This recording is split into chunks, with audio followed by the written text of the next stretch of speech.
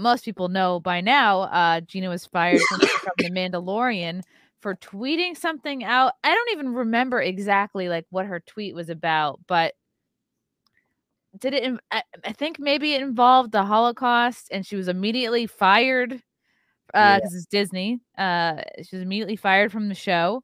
Yeah, it was Feminists came after her. She had like no support. She was basically kind of blackballed from Hollywood.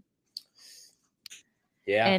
And now we have this week, Whoopi Goldberg says something kind of off color about the Holocaust. Like I guess she's probably I think she was lumping like Jews and white people all in one group, basically trying to be like, you know, black people are the ultimate victim. You guys are just it's white on white crime. Like I'm summarizing it, but I think that's exactly what she was saying, and that's the problem with this with this identity politics thing is that they could only think through one lens, and that's, I mean, she didn't say it explicitly, but I think you hit the nail on the head. Was like, if it's not a white on black thing, it's not real racism, and it's not about race unless it's black and white, and she's really like boiling it down to skin color. Exactly.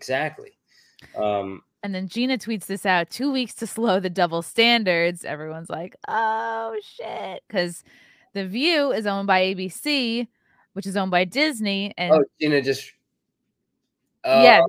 She wrote that about Whoopi? She wrote that about Whoopi Goldberg. She tweeted this out this morning, and that's great. A lot of people ran with it.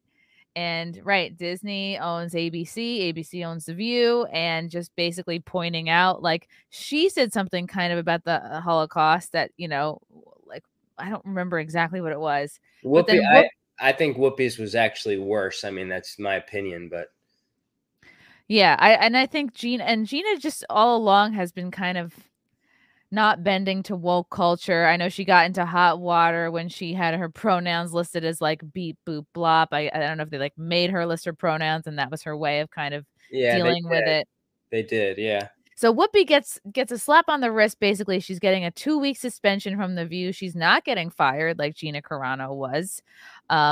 And I think it's great that she's pointing out the double standard. And then Gina went on to tweet, this was just an hour ago, I want to send blessings and love to the Jewish community. When I was being smeared, canceled, and misunderstood, it was a Jewish man, Ben Shapiro, who reached out and asked if I'd like to talk about it. Maybe Whoopi Goldberg could talk to Ben. Conversation over cancellation, which is like, what a great message. And she's not taking this opportunity really to shit on her personally. She pointed out the double standard. And she's not wishing for her cancellation. But I think it's great that Whoopi is kind of, I mean, we say it all the time, the left can't help but eat their own. So yeah, that's the thing. They're creating these unreasonable standards that can't live by them, and then when they're out in the open, the majority of people they don't tolerate them. So this Whoopi thing's a perfect example of critical race theory, where it leads. That's people who don't understand what critical race theory is. This is one of the results. Yeah. So Whoopi, she tweeted out this apology. They immediately had her on Colbert to apologize. Like, it's all the closer you watch mainstream media and these legacy news channels, the more you see like how it's all woven together. Like even how Colbert set her up, like, oh, so you said something today that was misunderstood. Do you want to expand on that? And it's like, perfectly just setting her up. She's literally just there to apologize. She ultimately ended up kind of doubling down on it because she's not actually sorry. She actually does believe that Black people are the apex victim. And when you view your life through a victim lens, nobody else can be as a big a victim as your group. So as she's kind of trying to like explain her way through what happened, she actually reveals that she's not sorry. And she, and you can tell she's kind of pissed that she even has to be there to apologize. Again, she, the ABC's making her jump through all these hoops. She puts out this Twitter apology. She goes on Colbert. She then had, I think The View then had this rabbi on for her to apologize again. So she's jumped through all the hoops, but still, to stop the bleeding, ABC serves her a 2-week break from the show. And then there was rumor that maybe she would quit. I think the whole cast should quit. Just throw the whole show in the garbage. I think that would be cool. So I heard someone say today, they said, oh, what was it? That, yeah, basically leaving her on The View for the 2 weeks would have been a bigger punishment because she would have to listen to all those women on The View. Oh yeah. Yeah. They're so off. I hate, again, they could say whatever they want. I'm all for free speech, but how sweet also that it's coming off of their calling to cancel Joe Rogan, right? And it's like, absolutely. And it's insane when you really break it down, when you take it away from like, whose team are we on? Who did Joe Rogan vote for? It's like people are so love to quickly forget. At first, he was a huge Bernie supporter. And then he ended up ultimately voting for Trump. He has people from all sides on his podcast. He had some of the most qualified scientists on. He had Robert Malone, who literally was one of the helped to invent the mRNA vaccine technology or whatever it's called. The definitions keep changing, right? So he's not having like you and I on to talk about the science of this stuff. He's having like the dudes involved, and he has people from both sides. He had on Sanjay Gupta. He's had sort of like, I think he does a good job of giving a balanced view, but then, Joe goes on, he's like, and it's like, it's kind of a non-apology. He doesn't need to apologize for shit, but I think probably to appease Spotify, he was like, oh yeah, I'll do a better job of keeping it balanced, and they're throwing on, I think, some kind of, bare minimum of a COVID warning. I mean, it's easy for me to say. I don't think he should have said either of those things. You don't think he should have done any response? No, I think he should have. I think he should have left it at the first half of the response. But again, you can't give these people, forget an inch. You can't give them a quarter of a millimeter. So to say, okay, put your warning on it. It's like, he's got a podcast where people just shoot the shit. And like, once you say that it needs a warning, once you say, I'll do better, like he doesn't need to do better. He's already doing the best. And he can do worse if he wants. It's his fucking podcast. It's like, it's, again, it's who's to know how that feels to have, like, could you imagine if Steven Tyler was like, if Chrissie doesn't take down, her podcast, I'm taking my music, it's probably shocking.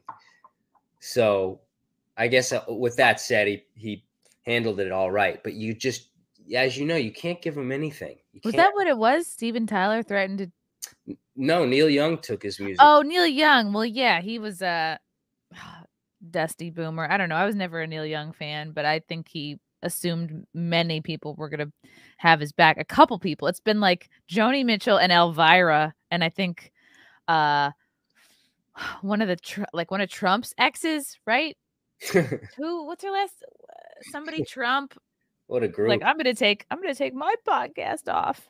I'm gonna take my songs off. And it's like, you make more from podcasting on the back end, plus the data from podcasting is more valuable than the data from songs. Also, like with every time you play a song, you gotta pay the record label, whereas podcasting, sure, you pay more up front, but you make more later. I mean, I don't think he'll change anything ultimately. So right. I don't think so either. It doesn't look like, I think they see how valuable he is, and Spotify wanted to get him for a reason, because they wanted to exclusively, host him, something that Apple doesn't exclusively host anybody's podcast. So what they're doing is really unique, and they've just invested so much into their podcasting. I think they bought a couple of years ago, they bought a couple of like smaller, I don't know if they were podcasting platforms, but you can see by the moves that they've made that podcasting is their priority.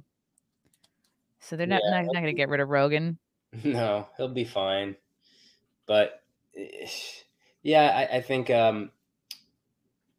what Gina said was not, it just wasn't. It wasn't. I don't know. It's whatever people took it as, but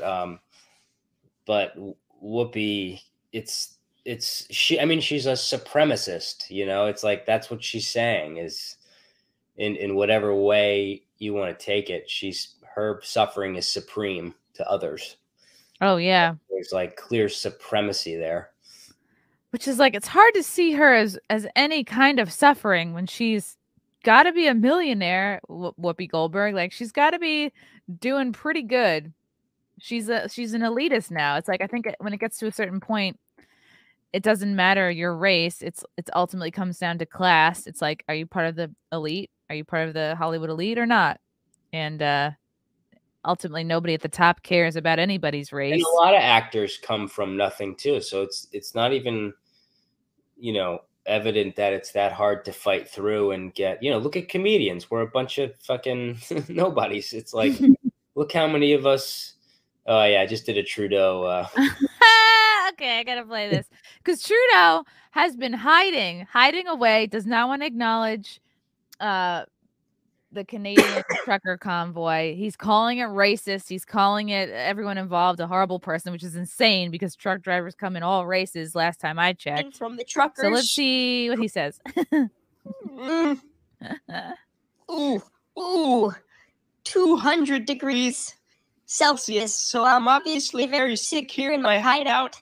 I did test positive for all 3 variants and a touch of polio. So I'm couch ridden here and I'm hiding out, especially hiding from the truckers who aren't there. Very few. The CBC even says there's only about 8 truckers and 6 are only station wagons. So I mean, I've seen less fringe on an 80s haircut. So I gotta be safe because they're racist, homophobic, transphobic, and they hate kittens and children. And so I have to be safe. Hey, Justin, want to take some shots? What? No. We're taking shots. No, it's my nurse. So, okay, so I'll be here for the next 4 or 5 months, eh? Oh. That's great. It's about all I had the strength to do today. Oh, right, because you too are feeling ill. Yeah. I was like, I could barely sit at the computer, but I was like, if I can get this video out, then I'll feel good. Oh yeah, the Auschwitz Memorial tweeted at Whoopi Goldberg. I like that. My God, really? Okay, so this is the Auschwitz Memorial. You know, it's high stakes when the Auschwitz Museum's getting involved. At Whoopi Goldberg, Holocaust, the Destruction of European Jews, a 7-chapter online course about the history of the Holocaust. Links to all chapters in the tweet below. Oh my God. And this is from Nuremberg. This is where the Nuremberg Code comes from, I guess. Mm-hmm. A chart presenting a pseudoscientific division of people into races, forming a basis for the racial policies of Nazi Germany. According to this chart, the only racially pure people are those who have 4 German grandparents. Wow. The 4 white circles in the first column on the left, German citizens. God, this is interesting. German citizens with 3 or 4 Jewish ancestors, first and second column on the right, were Jews. The second and third column from the left represent Mischling, which is mixed blood categories, depending on the number of Jewish ancestors they had. Wow. Not about race. And then, damn, I wonder if Whoopi responded. Probably not. And then you tweet, for reference, she thinks the Holocaust was a bunch of white folks being mean to some other white folks. Exactly. She's just mad that disturbing historical event wasn't about her, which is kind of sick and twisted. I know, but it's like, you know, you're good at judging people's body language and stuff. You're a comedian, but like, you know, when you're listening to somebody, you know what it's about, Mm-hmm. you know, underneath. Yeah. And it just seemed that like this superiority thing, which is what they're creating. Yeah. Which is, you know what, just in time for Whoopi celebrating, try to celebrate Black History Month, I guess. But yeah, this is a hot take right here. Straight up, you're calling her a racist. I agree. She, you know, she's deranged.